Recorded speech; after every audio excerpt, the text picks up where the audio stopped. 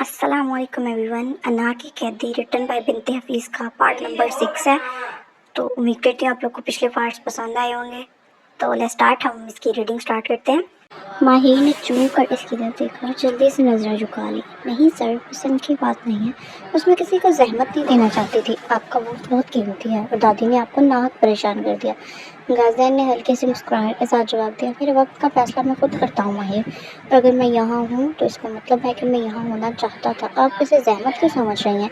माहिर खामोश रही। इसे गाज़ियन के लहजे में छुपी वो नरमी महसूस हो रही थी जिसने पहले कभी नहीं देखी थी। थोड़ी देर बाद माहिर ने हिम्मत जमा की और पूछा, आप हमेशा इतने संजीदा क्यों रहते हैं? क्या बिजनेस की दुनिया में मुस्कुराना मना है? गाज़ियन ने कहका लगाया, एक ऐसा कहका जो माहिर ने पहली बार सुना था। शायद इसलिए कि वहाँ सबके चेहरों पर नकाब होते हैं, लेकिन आज मुझे लग रहा है कि मैं अपने ऑफिस से बहुत दूर आ गया हूँ। साहिवाल का ये रास्ता काफ़ी पुरसकून गुजरेगा। अचानक गाज़ियन ने गाड़ी की रफ्तार थोड़ी कम की और माहिर की तरफ देख कर पूछा, माहिर, क्या आपको कभी महसूस हुआ है कि कुछ लोग आपकी ज़िंदगी में अचानक आते हैं और सब कुछ बदल देते हैं? माहिर का दिल ज़ोर से धड़का। इसने धीरे से कहा, जी सर, कभी कभी ऐसा होता है, जैसे दादी का मेरी ज़िंदगी में आना और आपका इस तरह मेरे साथ सफ़र करना। गाज़ियन ने खामोशी से स्टीयरिंग पर अपनी ग्रिप मजबूत कर ली और इसे बताना चाहता था कि वो ज़रवा उसके नाम पर रिजेक्ट करके आया, लेकिन वो इसे अभी डराना नहीं चाहता था। इसे महसूस हुआ कि माहिर की सादगी इसके तमाम कारोबारी असूलों से कहीं ज़्यादा ताकतवर है। गाड़ी एक ढाबे के पास रुकी। गाज़ियन ने गाड़ी से उतरते हुए कहा, चाय पीते हैं, अभी सफ़र लंबा है। माहिर ने इसे जाते हुए देखा और सोचा कि क्या ये वही मगरूर खानज़ादा है जिसे पूरा शहर डरता है। साहिवाल पहुंचकर माहिर ने अपना ज़रूरी काम तोक़ा से पहले ख़त्म कर लिया था। सूरज ढल रहा था और फिज़ा में एक उदास सी खामोशी थी। गाज़ियन ने एक अच्छे होटल में कमरा बुक करवा लिया था ताकि कुछ देर आराम कर सकें। माहिर ने अपना बैग सेट किया और फिर हिचकिचाते हुए गाज़ियन के पास आई जो बालकनी में खड़ा बाहर का नज़ारा कर रहा था। गाज़ियन सर, मेरा काम तो हो गया है, अब मैं चाहती हूँ कि शाम होने से पहले मैं अपने वालिदैन की कब्र पर चली जाऊँ। आप थक गए होंगे, आप यहीं होटल में आराम करें, मैं रिक्शा लेकर चली जाऊँगी और मगरिब तक वापस आ जाऊँगी। गाज़ियन ने फ़ौरन पलट कर इसे देखा। इसको आंखों में माहिर के लिए एक अजीब सी तड़प थी। इसे बहुत संजीदगी और थोड़ी सख्ती से कहा था, आपको लगता है कि मैं आपको इस अनजान शहर में अकेले जाने दूँगा, और वो भी इस वक्त जब अंधेरा होने वाला है? इन्हें धीमे से कहा, लेकिन सर आप वहाँ बोर हो जाएंगे, होटल का कमरा है, आपको आराम की ज़रूरत है। गाज़ियन ने अपनी गाड़ी की चाबियाँ उठाई और एक कदम माहिर के करीब आकर बोला, मैं यहाँ होटल के कमरे में अकेला बैठकर क्या करूँगा? दीवारें गिनूँगा? मैं आपके साथ चलूँगा, और रही बात बोर होने की, तो आपके साथ खामोशी में भी एक सुकून है। आइए, देर हो रही है। वो दोनों कब्रिस्तान पहुंचे। माहिर अपने वालिदैन की कब्र के पास बैठकर दुआएं मांगने लगी। इसकी आंखों में से खामोश आंसू बहने लगे। गाज़ियन दूर खड़ा इसे देख रहा था। इसे पहली बार एहसास हुआ था कि ये लड़की कितनी अकेली है और उसकी सादगी के पीछे कितना बड़ा दुख छुपा हुआ है। इस लम्हे गाज़ियन ने अपने दिल में अहद किया था, वो कभी माहिर को तन्हा नहीं छोड़ेगा, चाहे इसे दानियाल से दुश्मनी लड़ना पड़े या पूरी दुनिया से। कब्रिस्तान की खामोश साए में गहरे हो रहे थे। माहिर अपने वालिदैन की कब्र से लिपट कर अपने आंसुओं का नजराना पेश करके अभी उठी ही थी कि पीछे से एक बूढ़ी मगर जानी पहचानी आवाज़ गूंजी, माहिर, मेरी बच्ची, तुम यहाँ? माहिर ने चूम कर देखा तो सामने इसके मुजफ्फर चाचा खड़े थे, वही जिन्होंने हमेशा से अपनी बेटियों की तरह समझा था। चाचा को देखते ही माहिर के सब्र का बंध टूट गया और वो दौड़ कर इनके सीने से लगकर फूट फूट कर रोने लगी। मुजफ्फर चाचा ने इसके सर पर हाथ फेरा और इनकी अपनी आंखें भी नम हो गई। रोती की वह पगली, देख तेरे माँ बाप की दुआएं हमेशा तेरे साथ है, अब तू आ गई है तो घर चले बिना मैं तुझे जाने नहीं दूंगा। गाज़ियन जो चंद कदम दूर खड़ा ये सारा मंजर देख रहा था, पहली बार माहिर को किसी के सामने इतना टूटकर बिखरते देखकर साबित रह गया था। इससे माहिर की इस अकेली ज़िंदगी की तकलीफ का शिद्दत से एहसास हुआ। जब चाचा की नज़र गाज़ियन पर पड़ी तो उन्होंने सवालिया नज़रों से इसे देखा। माहिर ने आंसू पूछते हुए तारुफ करवाया, चाचा, ये गाज़ियन सर है, मैं जिनके घर काम करती हूँ, इनके पोते हैं। दादी ने मेरे साथ भेजा है कि मैं अकेली ना हूँ। मुजफ्फर चाचा ने गाज़ियन को बहुत इज्जत दी और घर चलने का कहा, बेटा, आपका बहुत एहसान है कि आपने हमारे बच्चे का इतना ख्याल रखा। अब आप साहिवाल आएँ तो हमारे घर भी चले, रात का खाना खाकर जाइएगा। गाज़ियन जो आमतौर पर ऐसी दावतों से कतराता था, माहिर के चेहरे पर चाचा के लिए मोहब्बत देखकर इनकार न कर सका।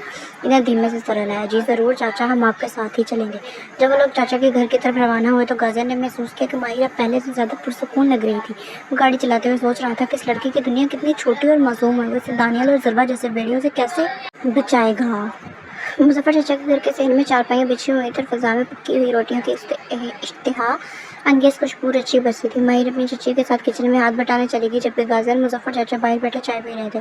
बातों बातों में चाचा की आंखें भर आई। उन्होंने गाज़ियन की तरफ देखकर एक गहरा सांस लिया और भरी हुई आवाज़ में बोले, بیٹا آپ بڑے گھر کے چشم و چراغ ہیں، شاید آپ کو لگے کہ ماہر بس ایک کام کرنے والی بچی ہے، پر یہ شہزادیوں کی طرح پلی تھی، اس کا یہاں رہنا مشکل ہو گیا تھا، اسی لیے اسے یہاں سے جانا پڑا۔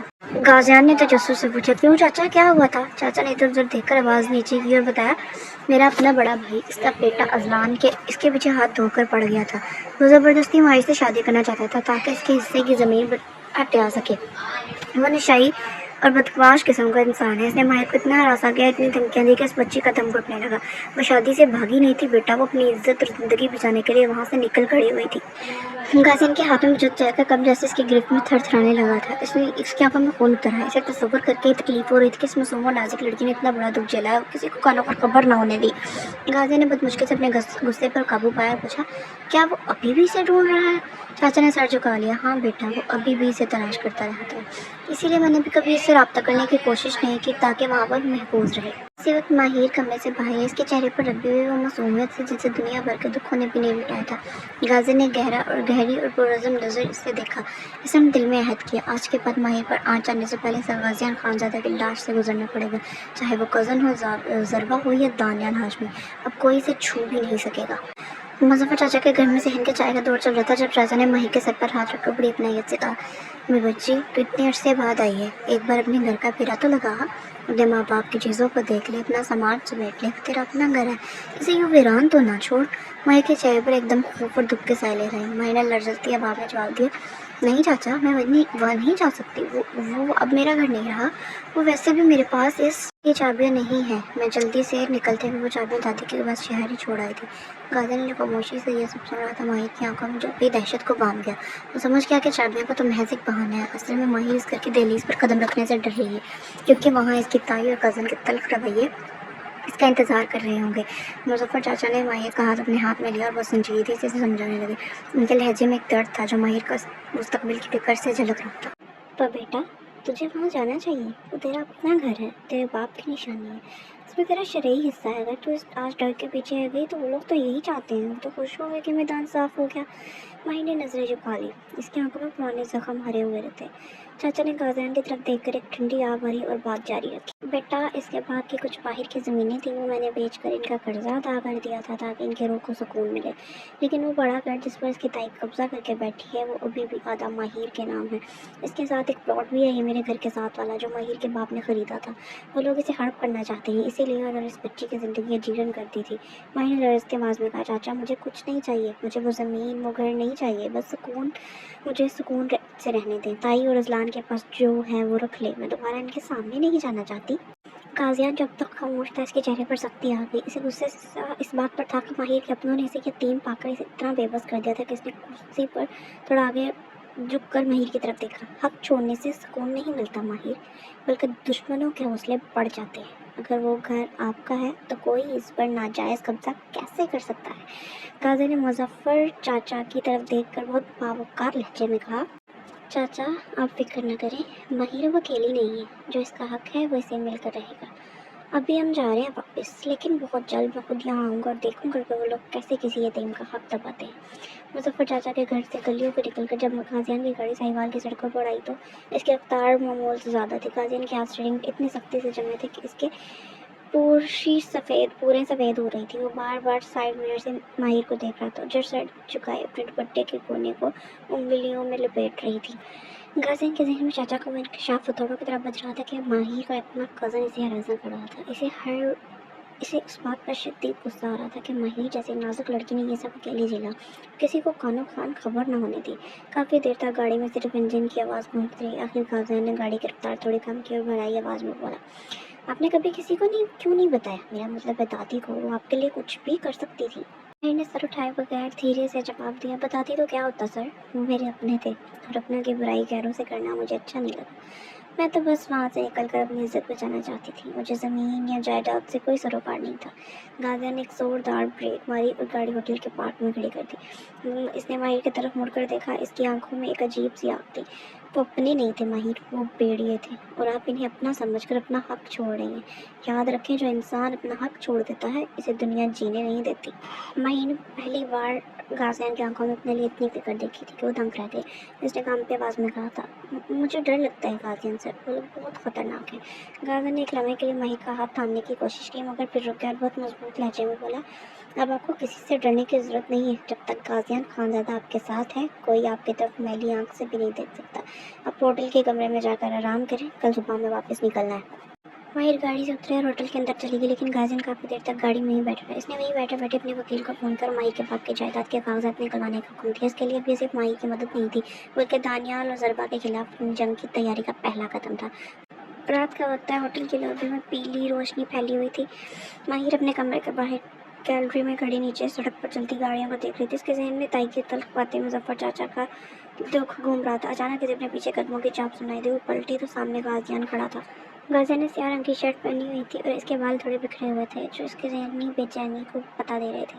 اس لیے ماہر نے قریب آ کر ریلنگ پر ہاتھ ٹکائے اور دھیمے لہجے میں پوچھا، ابھی تک جاگ رہی ہیں کیا؟ ماضی کے سائے ابھی بھی آپ کا پیچھا کر رہے ہیں؟ ماہر نے ایک لمبی آہ بھری اور نظریں جھکا کر بولی، سر کچھ یادیں پیچھا نہیں چھوڑتی، مجھے ڈر لگ رہا ہے کہ میں یہاں آئی کیوں۔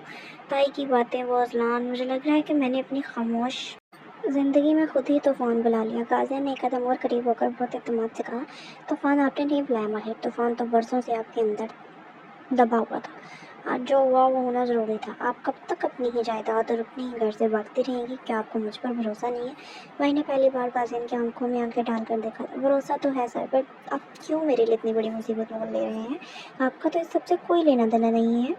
غازیان کے لبوں پر ایک اداس مگر دلکش مسکراہٹ آئی۔ اس نے بہت ٹھہراؤ سے جواب دیا، کچھ رشتے خون کے نہیں ہوتے ماہر، اور وہ انسان کو اندر سے جوڑ دیتے ہیں۔ میں زندگی بھر صرف بزنس اور ڈیلز کی زبان سمجھی ہے، لیکن آپ کو دیکھ کر مجھے احساس ہوا کہ دنیا میں تحفظ نام کی بھی کوئی چیز ہوتی ہے۔ میں آپ کو دوبارہ اس حیثیت میں نہیں دیکھ سکتا۔ ماہر کچھ کہنا چاہتی تھی، مگر الفاظ اس کا ساتھ چھوڑ گئے۔ غازیان نے گھڑی دیکھی اور بولا، جائیے اب سو جائیے، صبح ہمیں جلدی نکلنا ہے۔ اور یاد رکھیے، کل سے آپ کی زندگی کا ایک نیا باب شروع ہو رہا ہے، جہاں آپ کو کوئی ہراساں نہیں کر سکے گا۔ ماہر اپنے کمرے کی طرف موڑی تو اسے محسوس ہوا کہ اس کے پیروں میں اب وہ بوجھ نہیں رہا جو ساہیوال آتے وقت تھا۔ غازیان وہیں کھڑا اسے جاتا دیکھتا رہا۔ اس کے ذہن میں اب صرف ایک ہی نقشہ تھا، ماہر کا حق واپس دلانا اور دانیال ہاشمی کو اس کی اوقات دکھانا۔ اگلی صبح گاڑی ساہیوال کی حدود سے نکل کر موٹر وے پر چڑھ رہی تھی۔ باہر دھوپ پھیلی ہوئی تھی اور سڑک کے دونوں طرف درخت تیزی سے پیچھے جا رہے تھے۔ غازیان اپنی سوچوں میں گم تھا کہ اچانک ماہر کی دھیمی سی آواز نے اسے چونکا دیا۔ ماہر بہت ہچکچاتے ہوئے اپنی انگلیاں مروڑتے ہوئے پوچھا۔ ماہر نے کیا پوچھا یہ تو اب آپ لوگوں کو اگلے پارٹ میں پتہ چلے گا۔ تو آپ کو پچھلے پارٹس کیسے لگے ریویو لازمی دیجیے گا۔ I am waiting for your reviews. تو ابھی کے لیے اللہ حافظ۔